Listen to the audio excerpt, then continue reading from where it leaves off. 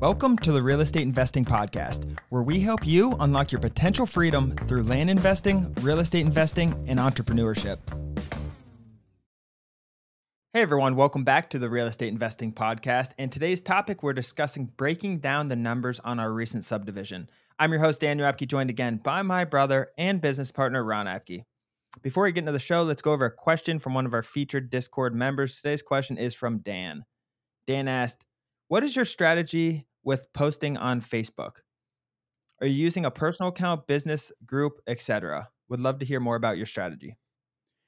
Yeah, Dan, really good question. For our company, since it's not Daniel or myself who manages Facebook, we kind of have what I would call is like a burner account for that.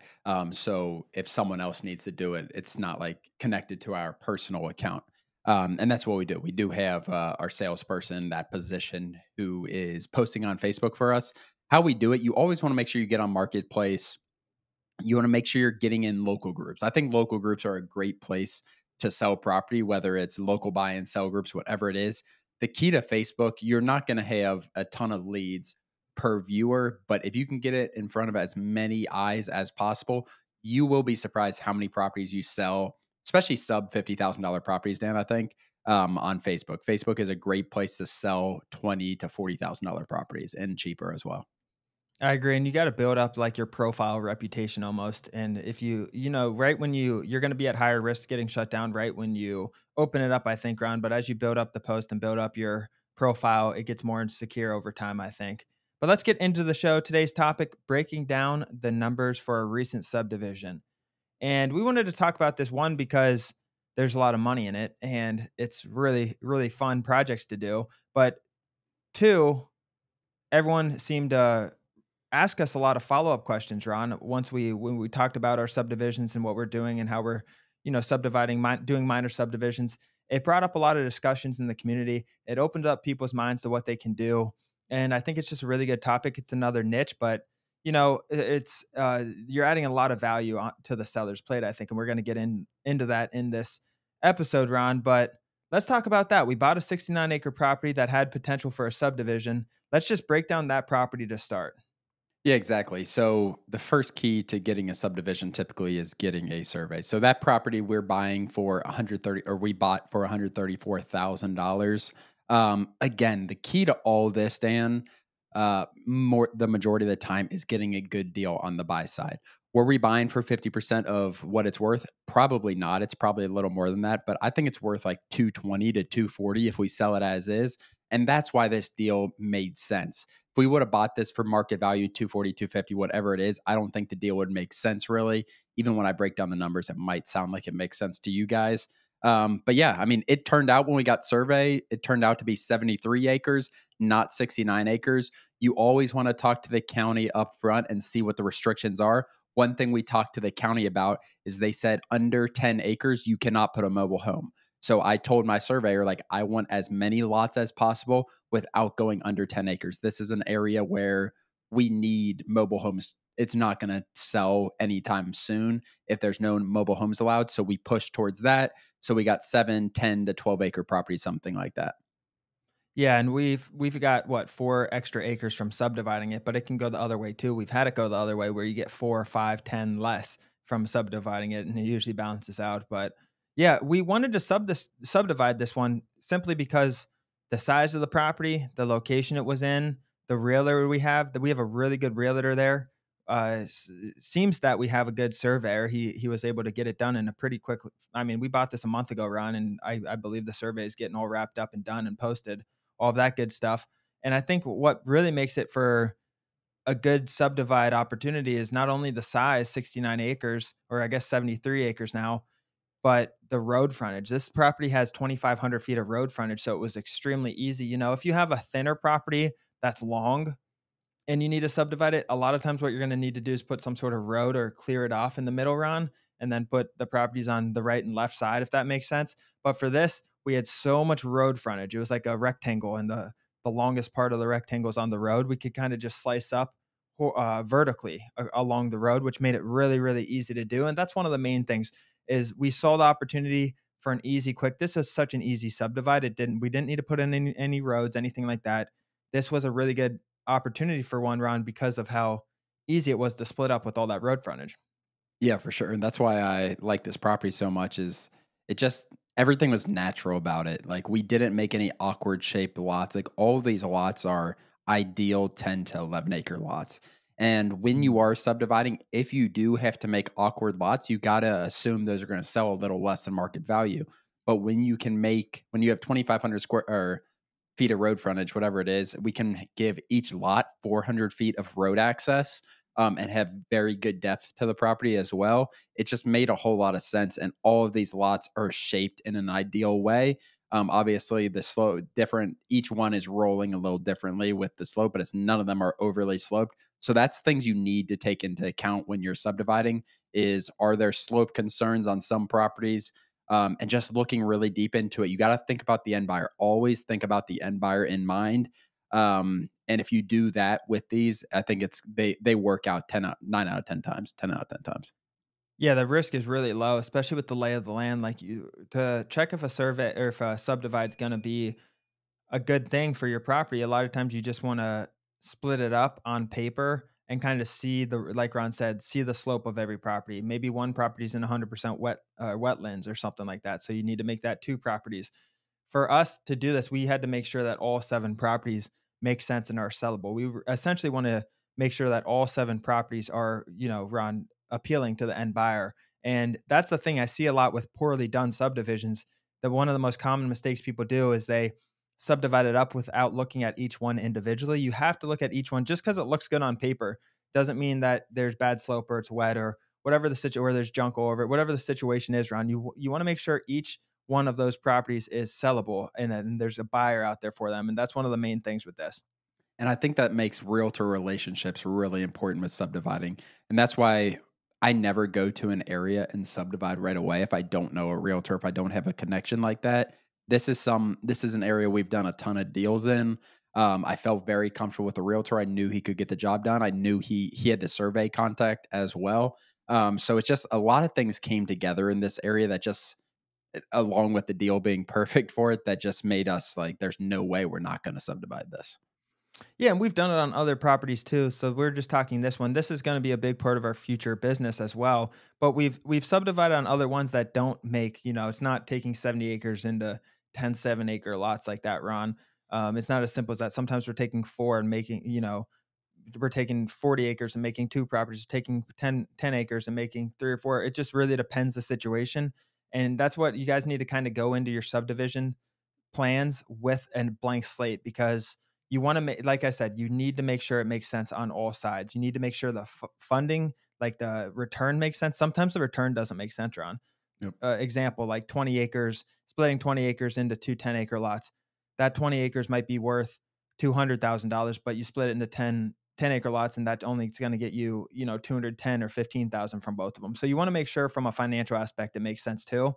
And that's the thing. It's kind of combining using your realtor, using what you know, looking at the market, seeing what those are going to be selling for. What are you buying it for? It's kind of taking the whole, I guess, due diligence and information on the property and coming up with a subdivision plan to make sense because you can put these together too quick without thinking them through. And I've seen people get burned. Yeah, exactly. Some people force them with bad land, with the numbers not working out, and they try to force it because that's the only way they can make a deal happen is if they split this into 5 2 acre parcels. They don't talk to the county about restrictions, anything like that. You need to be having conversation with the county. You need to know. The other thing about this parcel is over 10 acres, which is what we're doing. We do not need county approval for any of it. Not just the mobile home thing. We also don't need county approval for the subdivision. You start going under 10 acres. Each of these counties have different rules on minor subdivisions and what you can do, what you can't do. Some counties will not let you subdivide. So if you buy it expecting to be able to subdivide, don't talk to the county. Don't talk to people who are making those decisions. You might be burned really bad and might lose money. But that being said, like yeah, I think it's there's so much opportunity in it, Dan.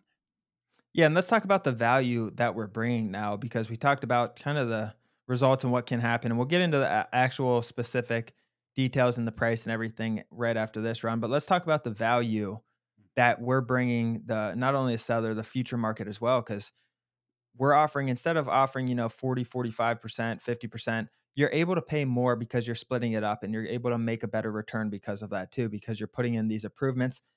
Your improvements are working in the right direction. They're all working for you, and you get exponentially more at the end. And I think that's where a lot of value is. One, you're buying a big lot for, cash close. If you're doing it the way we teach, Ron, cash close to get it fairly quickly for a lot of money. And not only that, you're creating an opportunity on the back end for someone who's been looking for that 5 acre lot or that 10 acre lot that wasn't there. And you're taking that 70 acres lot and making those 10 acre lots, 7, 10 acre lots, and getting that future opportunity to the buyers. I just think from a value standpoint, it makes a lot of sense. And I think it's really, really sustainable from that aspect. Yeah, I mean, we're giving value to the county as well. Like we're providing 10 places for primary residences in the county for them to get taxes from. Essentially, we're at there's a ton of value for what we're adding. It's not easy in terms of the operations behind everything we're doing. But yeah, like you said, the seller to us is getting really good cash return. We closed in 2 weeks, 2.5 weeks from when they got our letter. Like that was extremely fast, $135,000 they got. And then obviously we are turning a 70-acre hunting lot, maybe hunting with a mobile home on it lot, to 7 primary residences where people can have estate size lots. Like 10 acres is still a ton of land. Yeah, I mean, the end buyers are going to be getting a solid deal as well, to be 100% honest. Like we're not trying to sell these at 100% of market value. They're going to get good deals. And obviously it's a win for us as well. Like doing this work, putting in the effort to getting the subdivide in, it makes sense to us as well, obviously. Exactly. And I think the cons of doing this a lot of times is the time, right? You can't just put it on that 70 acres on the market for whatever Ron said it was worth. What did you say it was worth, Ron? Probably 240, 250. You can't, we're not just putting that on for 240, 250 and getting our $100,000 out. We're putting that surveyor has to go there. He has to survey it off. He has to give it to our realtor. We have to file everything. We have to get it posted. It takes time. So the biggest con when doing this is like any other improvement out there, it takes more time, but you get exponential results. It's more sustainable because it's harder for competitors to get into. It's just you get to master a market and subdivide it like that, Ron. I think it's just overall more sustainable, harder to get into, and it takes longer time. But that being said, like, deal funders love these opportunities in our community, Ron, because the profit and the sustainability aspect. It's just a safe, instead of having one 70-acre lot, now you have 10 or 7 10-acre lots, Ron. And the chances of those selling off, they're not going to all sell at once, but they sell off. And there's a lot more buyers for 10 acres than 70, and they'll sell off relatively quick. So I think instead of having all your eggs in one basket, it kind of diversifies them too. So it's really easy to get deal funding for good subdivision lots as well.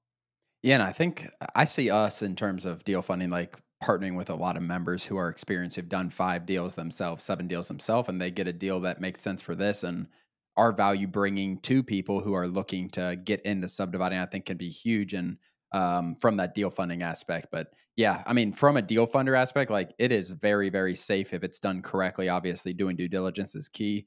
But if you have a good partner who is doing this, like it's extremely safe. And we didn't pay a dime for this, Dan. Like that's another thing. We didn't pay a dime for this property. We are Right. going to pay for the survey, so I guess that is paying a little bit. But we had a partner who partnered with us on this deal as well. Exactly. So let's get into, we talked about the reasons behind it, Ron. Let's get in. You said we purchased it for $135,000. That's about, let's say 65% of retail value. Expected completion time to actually list it is a month, but a lot of times that's going to be longer. Just FYI, we just had Yeah. a surveyor in that who took care of us. So a lot of times you might be looking at 8 10 week survey times. So that just depends. Always get those details before purchasing. So expected completion time for this, 4 weeks to get it listed. Size of the lots, we have 7 10 acre lots. Listing price for all those is $65,000, Ron. So we have 10 7 acre lots for Seven 65,000, correct? opposite 7 10 acres, 7 times 65. Yeah. Seven 10 acres. Yeah, that's what I meant. So then we have 7 times 65,000, which is $455,000 of listing. Let's say we sell it for 0.93% of what it's listed for, which is probably fairly accurate. That's $425,000 about, minus our $135,000. That gives us $288,000 of profit before any realtor payoffs and the investor and all that stuff. We'll net And over, survey. and survey. We'll net over $225,000 on this easily, I would think. Yeah, so with survey costs, like this is a pretty affordable survey for us. So he is charging us $950 per lot. So we're gonna have $7,000 or so of survey cost. Our investor is gonna make whatever, 20, $30,000, something like that. Whatever the numbers, I don't know exactly what that's gonna be. But yeah, all in all, like I mean, it's gonna be a longer turnaround. Like I'm not expecting to have any profit for this within 60 days of when we purchase it, within 90 days, probably, because our investor is going to get their money back before we get paid anything. So that first That's the big banks paid first. $135,000 is going straight to our investor. So if we sell two properties, 65, 65, they're still going to get some of that third plus their return. So we're going to sell three or four of these before we see any money. But at the same time, like with our position where we are, like it just makes a ton of sense to do these longer, higher ROI deals, especially when it's not our money, Dan. There's not that there's no risk to us. Very But little. yeah, I mean, when it's not our money and you have partnerships like that, it's very valuable. And then after we sell 3 of them, we pay off. That's the thing, guys. Banks are always paid off first. Banks, investors, whatever. That's like your class A, that's your top. They're always paid first. And then after that, we're going to get paid. So after we sell 3 properties off, the mortgage is paid off on the land, and then everything comes to us. And that's going to be fun. That's always the fun it's part of it's it. So crazy. Like it's just going to be especially profit with coming zero in. risk. All we had to do was get the deal. It was a lot of work, but we have an experienced team and we're experienced land investors. It's really not that hard at this point, Ron. It's just now that we have investors, we have a good team, we have good sales, good salesman, COO now, and the process can just kind of repeat itself. And it obviously took us a long time to get here, but that's the fun part of it. The more experience you get, the more things like this you can do, and it starts to feel easy for you.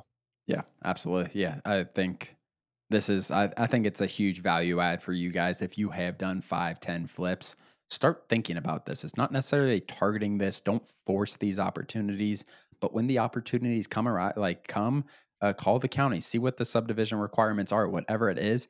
We're not like overly like this is a focus of us is bigger deals, and we knew with bigger deals a lot more subdivides would come, and like this one in particular, this is a very profitable one.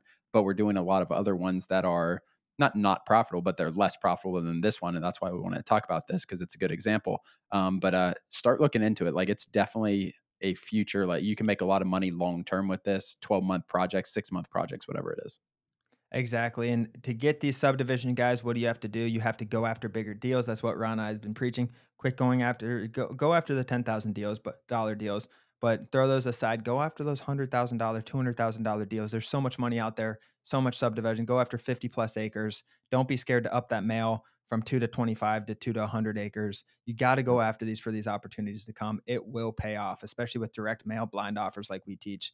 As always, thank you for joining. Please do us a huge favor and like and subscribe our YouTube channel and share this with a friend. It really means the world to Ron and I, but more importantly, it could help change the life of someone else. Thanks for joining, and we'll see you next episode.